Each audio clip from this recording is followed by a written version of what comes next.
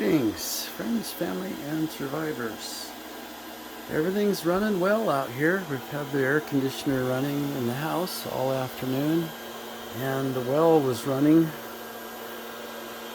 most of the afternoon, and the solar's keeping up with everything. Batteries are full.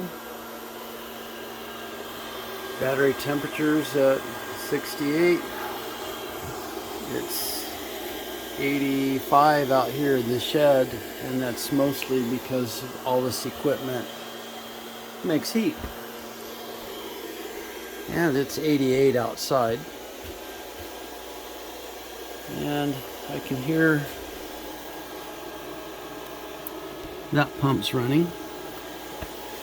So the environment control system is working, and the buried ground loop is able to keep the batteries below 70 degrees even on an 88 degree day. So I'd say that's a win.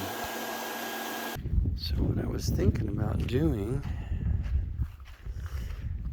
that's the new solar array. I don't know if I've shown you that yet. But if I took that array and swung it around and faced it off to the west, then I could run the air conditioner if I needed to all the way till the sun sets. That might be kind of a good idea. I think there's plenty of light right up to 6:30 on the panels to maintain the air conditioner, so it's running right off solar, not off the batteries, up to 6:30. But if we had a really hot day where I wanted to run it till maybe 8 o'clock at night, I could still, because the sun sets over there about 9 o'clock this time of year. So it might be worth swinging that array around. Hopefully it won't be hot. We kind of had a heat spell jump up this week a little bit. It's supposed to be 90 degrees for a couple days and then go back down.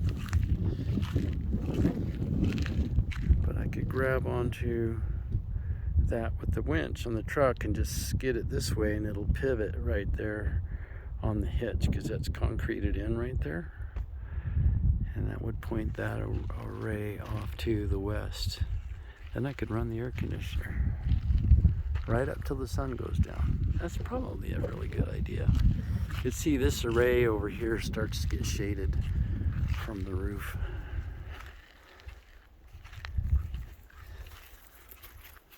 At about 5:30. I think it's 5:30 now. But it's going well. So it says it's 86 outside. And in the living room, it's about 72. So that's all I need. Seems to work. Have a blessed night.